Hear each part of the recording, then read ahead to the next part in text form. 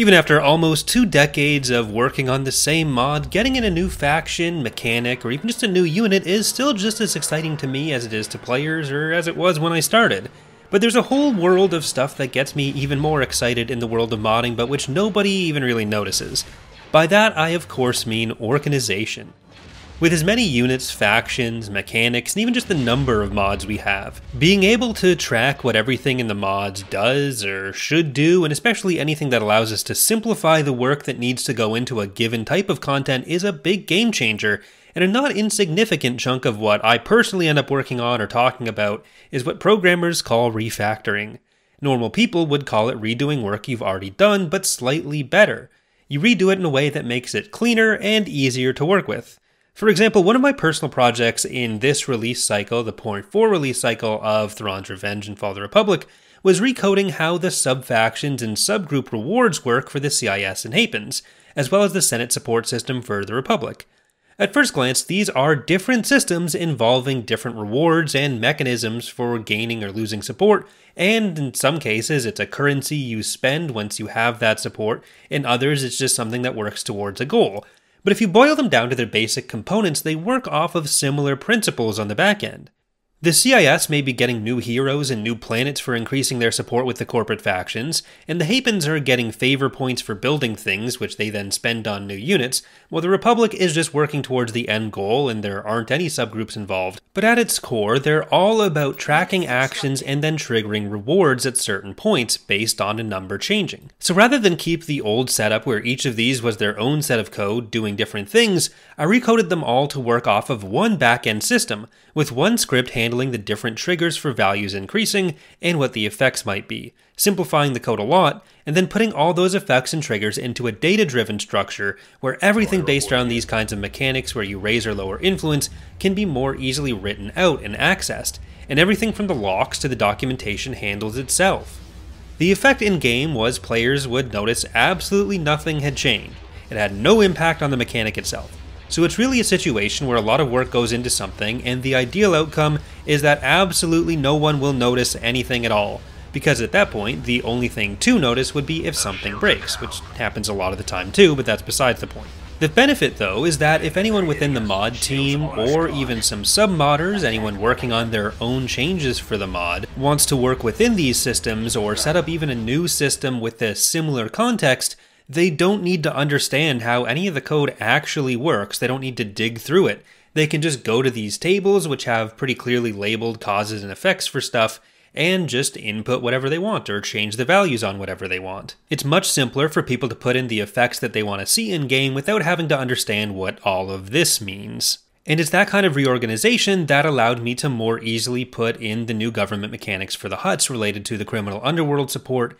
and the Hutt military remobilization. By putting that extra time into reorganizing that code, what used to be a week-long process to implement and test an idea went down to about 5 minutes, so the development time can be put towards the actual design and what we want to happen, rather than wrestling a big bowl of spaghetti. Leo and I also made some similar changes to how the ship market works for the CSA, which allowed us to reuse similar ideas in other places like the Republic in Fall of the Republic, without having to make the game run a whole other set of code or having to recode functions that we then have to update in 2 places. Another back-end system that you may not really be exposed to as a player which makes all of this possible is the Lua framework we have in the mod, Lua being a type of scripting that Empire at War uses. This framework was developed by Smallpox and he calls it Deep Core, something that he has also made available for any mods to use and develop their own plugins for if they so choose. And this powers a ton of what the Empire at War Expanded mods do. I'm not really a programmer by any means, I just kind of figure out what I need for the mod,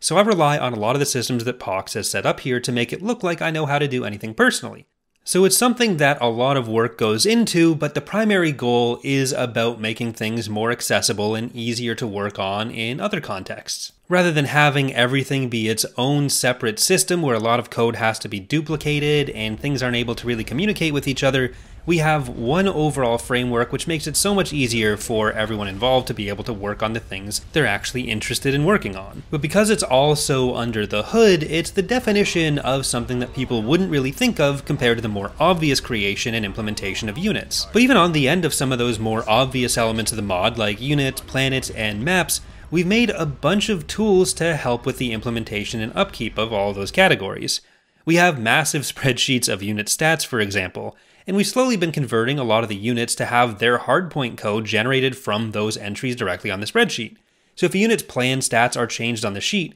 it automatically gets changed in the code. And if we want to code a new unit, a Python script handles those hardpoints rather than any of us needing to spend an afternoon copying and pasting the same block of code with a minor change 37 times while watching old seasons of Survivor. The basic idea is that you don't want to make the same change in multiple places, so the more you're able to simplify that, the more time goes into design rather than tedious implementation of the same changes. Planets have gotten a similar treatment, where all the planet information is kept on a spreadsheet we, especially Slorny, a team member who's been around for basically the entirety of the mod's lifetime, set up to track planet placements, galactic conquest information, and other general map information for the last several years. Now we never have to touch planet code directly though, and all of it's generated directly based on the specifications we set up in the spreadsheet.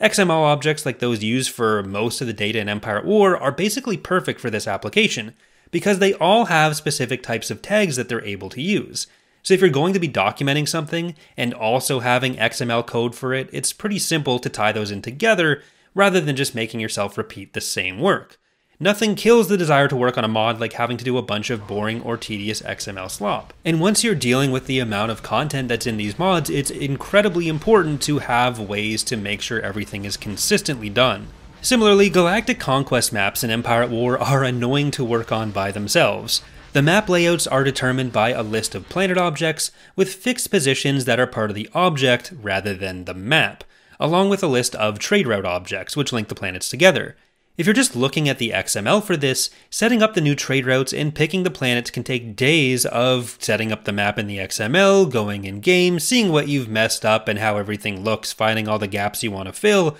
and then leaving the game, going back into the XML, doing it all over again. So that's why we've made a Galactic Conquest editor, which I've used on the channel a few times to set up maps for the Community Challenge, for example, and I think I also streamed setting up some of the progressive maps in the last version. Unfortunately, this tool, like some of the other automated ones we've set up, are pretty baked into other setups we have or require a bit of work to use, or else we'd just release them for anyone to use. But hopefully that gives you a bit of a window into some of the behind-the-scenes work that can go into a mod which you may not be exposed to otherwise. None of this should take away from the appreciation of work that goes into the more front-facing elements of a mod, a game, or any other project like an accountant making a budget spreadsheet or something, which I guess does involve a similar amount of spreadsheets as the mod. But again, it's just stuff that isn't as obvious. Thanks for watching, remember to like and subscribe if you've enjoyed the video, and I hope to see you next time.